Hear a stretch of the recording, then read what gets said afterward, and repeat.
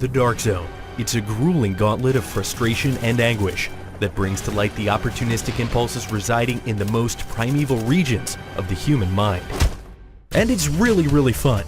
The Division's Dark Zone is a place where anything goes, and where the best gear in the game is waiting to be claimed by those crafty enough to earn it. But you don't need to venture into the Dark Zone blind. Here are 7 ways to dominate the Dark Zone. While the NPCs do drop loot and DZ funds, you'll find your progress painfully slow if you never kill another player. Being the White Knight of the Dark Zone is a pleasant notion, but success in this place is defined by a multitude of strategies and not a single overarching theme. If you find that fate has presented you with an opportunity, you should take it. And most of the time, this opportunity comes in the form of going rogue. You'll receive DZ funds for landing the killing blow on another player and for running down your rogue agent timer to 0. But don't lash out at just anyone. Ensure that you are more or less alone and have your exit in mind. Because once you open fire, literally everyone can and will kill you. But shooting first has its perks, which leads us to our next tip.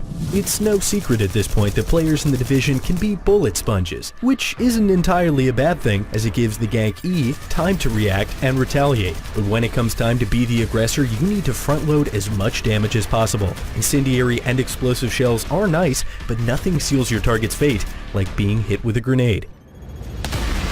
Aside from the obvious effects, many grenades have the added benefit of preventing the victim from sprinting, making their best option, escape, an impossibility.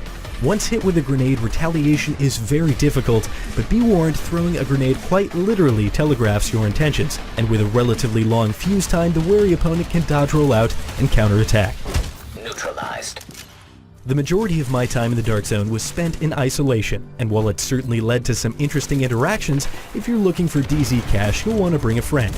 Or 3, to be exact. The instance nature of the Division means that barring pickup groups or blind matchmaking luck, there will never be more than 4 friends terrorizing the Dark Zone at any given time, which is a good thing. But the Dark Zone is as much a game about numbers as it is about gear and skill, so having a few friends to fall back on and revive you is a huge advantage. Unfortunately, you can't always have the upper hand in every situation, and when your stint as the cat ends, your time as the mouse begins.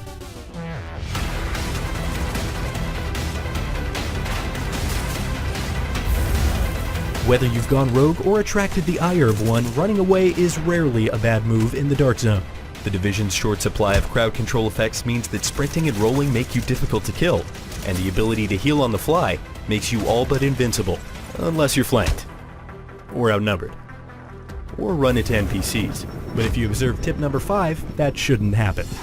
When you select a destination in the Division, the GPS doesn't take into account subways, scaffolds, alleys, and all manner of other shortcuts. It's up to you as the player to familiarize yourself with your surroundings and keep in mind your best exit route at any given time. The subway that spans DZ01 and 02 is a great place to start. It's a labyrinth that can lead your pursuers in a circle, but most importantly, will place your rogue agent icon at below street level, which is an immediate deterrent for most players because who even knows how to get down there? The more funds you accrue, the more you lose on death, which means that saving up for the most expensive item first can burn you if you start to lose engagements with players who have been spending more liberally. And while this is ultimately up to your own personal preference, spending DZ funds at the Dark Zone vendors located at any outpost is an easy way to bank your progress without fear of losing any more. And it's worth noting that each vendor has a different stock than their competitors. Finally, the golden rule of any open-world survival shooter rings true in the Dark Zone. Never trust anyone. The easiest target is a static one, and trusting players tend not to move around. Keep in mind that just because a player didn't kill you in the past, it doesn't mean that they won't kill you in the future. If you present other players with a golden opportunity for an easy and big win, most will take it. Move around, roll, make it hard for them to open up their gank, especially at chopper extractions.